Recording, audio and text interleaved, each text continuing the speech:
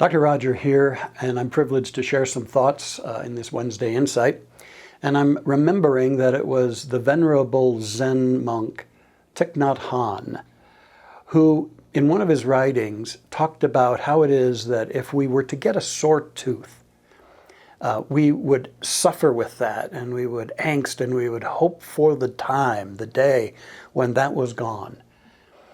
And then he posed the question, so when it is gone, are we mindful enough to give thanks that this was a pain-free day with my tooth? Now, of course, he's not saying that we should give thanks that we don't have this, that, and the other problem and pain going on in our life. But what I believe he is inviting us into is a quality of mindfulness that's very much a partner with gratitude. Have you ever noticed that when something's wrong in our life, the tendency is to fixate on it, and the power of our attention flows right to that challenge, right to that ache, right to that difficulty, and we stew over it, and it takes over our consciousness. Now, when we're in physical pain, that's one thing, but very often it's not just a physical pain that's troubling.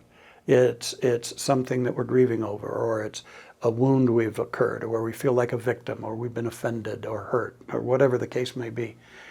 But we often tend to attach a tremendous focus of energy upon this kind of human experience, while the larger dimension of our human experience still is dwelling in poise, in peace, and in a state of good. And Thich Nhat Hanh poses the question, what if we were to remember that and to be present to the beauty in a day where at some level we may also be hurting, but to be aware of the beauty, to be aware of the presence of another soul that matters in this life. In other words, were we to reclaim a huge dimension of our consciousness and plant it right here in the moment, to be present to all that is good. What we know in this teaching is that where attention goes, energy flows. And so he's also offering us an option of sending energy into and proliferating our experience of the joy and the power and the good of our life in each and every moment. Now, there have also been studies where in pain alleviation, let's say it is a physical pain, that rather than avoiding it, as is usually the tendency, or focusing on it and wishing that it were gone, these studies are of individuals coached to actually focus in on and be fully present to that pain. Not to do further injury to themselves, but what the studies are pointing out is that the focusing in on that pain actually begins to alleviate the pain. And it probably is yet another aspect of our mindfulness. How it is that we seek to exit from situations, how it is that we allow our awareness to get claimed by certain situations and dominated by them. And the wherewithal that we have to open to a greater good, or to be fully present to what is, and to realize in this witnessing of what is, that we still transcend that phenomena. We still transcend it. So today, I bet you your tooth didn't ache. And today, I bet you there was a lot in your life that was truly wondrous. You woke up, you nourished your body, you probably used your mind in some direction, you may have hugged somebody you cared about, you may have glanced at nature all around you and at some level acknowledged it. Was that as momentous and rich an experience as those things could have been? And thus we're called to a space of mindfulness and reclaiming the direction of our attention and being fully present in this life. And more than anything, to be grateful that so much of our life is beautiful. Will we be aware of that? What happens in us when we become aware of beauty is that our hearts open, our energies expand and grow, and we're available to even more beauty. And so this momentum begins, and our days begin to be very rich and wonderful. Whereas by fixating on some problem or challenge, we create a downward spiral of awareness and experience. So I invite you to take a look at this and to remember that I can be present to this day. I can be present to the good of this day. I can see the light in another's eyes. I can pause and not just see nature all around me, but I can cherish it. I can savor it. I can look at how it looks different today, probably than any other day in the past or in the future. A specific way it looks. And be really present to the richness of life.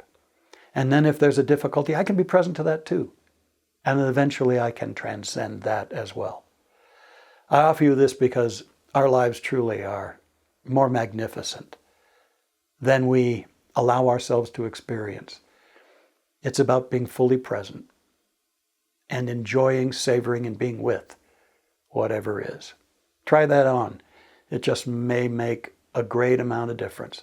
Rather than saying, oh, won't it be great when? Or I'll be happy if. We decide, today is rich, is powerful. All around me is the glory of God made manifest.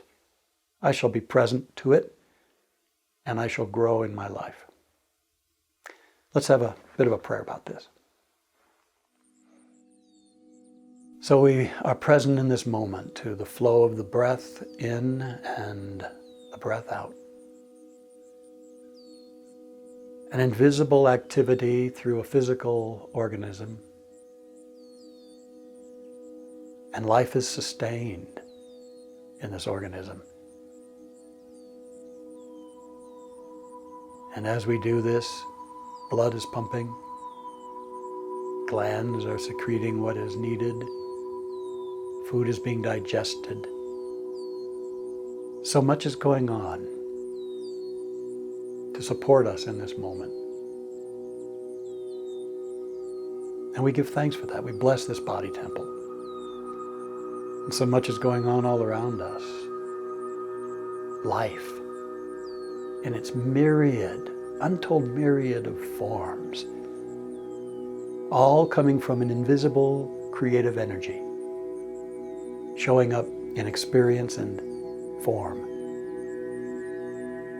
We pause to take in the panorama, especially that which is right before us, and to know that we're a part of it, and to embrace its glory,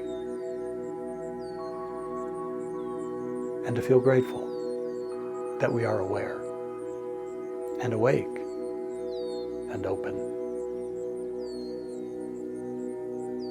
And as we enter into this experience, I affirm and know for each and every one of us that life reveals ever more of its goodness, its abundance, its joy, its possibilities through our presence to it. And more we know the strength, the solidity, and the balance of our own being in the presence of whatever is. And this too is so good. So I speak a word knowing wholeness, growth, and joy at the level of mind, body, emotions, and experience for each of us as our hearts are open to this eternal, abundant now. I know it to be so, and I'm grateful it's so. And may we let it be. And so it is. Amen.